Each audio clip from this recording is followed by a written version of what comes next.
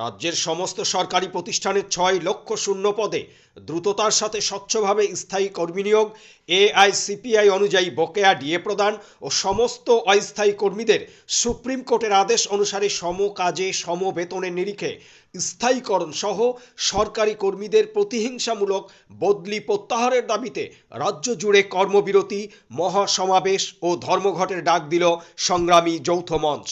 এই দাবিতে শহীদ মিনার চত্বরে টানা ৩২ দিন অনশন কর্মসূচিও চালিয়ে যাচ্ছে তারা।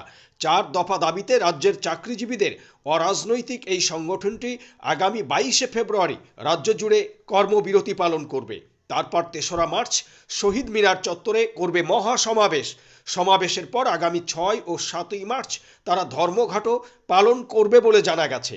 মঞ্চের এই ত্রিমুখী কর্মসূচি সফল করতে রাজ্য জুড়ে শুরু হয়েছে পোস্টারিং। আজ আমরা এই শহীদ মিনারে ৩৯০ দিন ধরে অবস্থান করছি, একটি গণতান্ত্রিক রাজ্যে যেখানে তার রাজ কর্মচারীরা ৩৯০ দিন ধরে অবস্থান করছে। আর দ্বিতীয় দফার অনশনের আজ ৩২ দিন। সরকার মুখে কুলুপ দিয়ে বসে আছে। পশ্চিমবঙ্গের সবচেয়ে প্রধান সমস্যা হলো আজ পশ্চিমবঙ্গে ৬.৫ লক্ষ শূন্যপদ ফাঁকা। যারা কর্মচারী তারা অন্য রাজ্যের তুলনায় 30% বেশি ডিএ কম পাচ্ছে।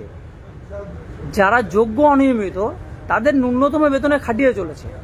আজ ভেবে দেখুন তো, পশ্চিমবঙ্গের প্রায় অন্য সব রাজ্য যেখানে শূন্য পদে স্বচ্ছভাবে নিয়োগ করতে পারছে। কিছুদিন আগে বিহারে ২ লক্ষ শিক্ষকের চাকরি মাত্র 15 দিনের মধ্যে ২ লক্ষ শূন্য পদে চাকরি দিয়েছে। আসলে সরকারের সদিচ্ছার অভাব। আমি আপনার মাধ্যমে যত শিক্ষক ছাত্র সংগঠন আছে, এসএফআই, টিএমসিপি, এবিভিপি বা সিপি, এদের উদ্দেশ্যে একটা বার্তা দিতে চাই যে ভাই, আজ তোমরা কতদিন ব্যবহার হবে? আজ রাজনৈতিক দলগুলো তোমাদের দিয়ে তাদের কাজগুলো করিয়ে নিচ্ছে। আজ কোনো রাজনৈতিক দল দেখেছো? বা তুমি যে সংগঠনটা করো, আজ তুমি যদি এসএফআই করো তোমার যে মাদার পার্টি, বা তুমি যদি টিএমসিপি করো তোমার মাদার পার্টি, আজ কোথাও বলেছে এই যে ৬.৫ লক্ষ শূন্য পদে নিয়োগ করাবো? এরা পরোক্ষভাবে তাদের কাজগুলো তোমাদের দিয়ে করিয়ে চলছে। আমরা তোমাদের জন্য রাস্তায় আছি। আজ আমাদের সরকার বাধ্য হয়েছে বলতে বিধানসভায় যে ৫ লক্ষ শূন্যপদ আছে, সেই শূন্যপদে নিয়োগ করবে। আমি আবার বলছি, ছাত্র সংগঠনের উদ্দেশ্যে আমার বার্তা, আমি এই বার্তাটা ছাত্র সংগঠনদের উদ্দেশ্যে দিতে চাই, তোমরা আর ব্যবহার হয়েও না।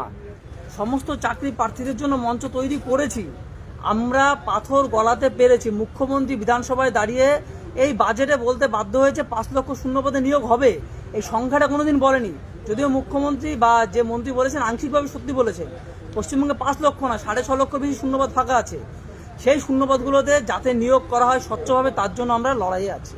তো না, রাজনীতি জায়গায় থাক, ন্যায্য দাবির জায়গায় থাক।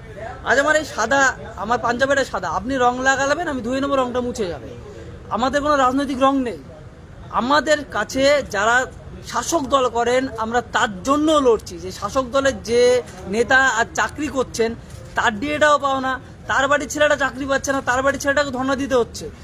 তাই বৃথা রাজনীতির রং লাগাতে যাবেন না। ও কথা বলে পশ্চিমবঙ্গের লোক এখন বুঝতে শিখেছে আমরা সম্পূর্ণ অরাজনৈতিক। কোনো রাজনৈতিক ব্যক্তি আসলে আমরা তাকে বলি আপনার রংটা আপনি বাইরে রাখবেন, আমাদের এই মঞ্চকে কোনো রাজনৈতিক রং লাগাতে যাবেন না। আমরা এক বিন্দু জমি ছাড়ছি না। এই লড়াই যতদিন না জিতছি আমরা এই লড়াই জারি রাখবো।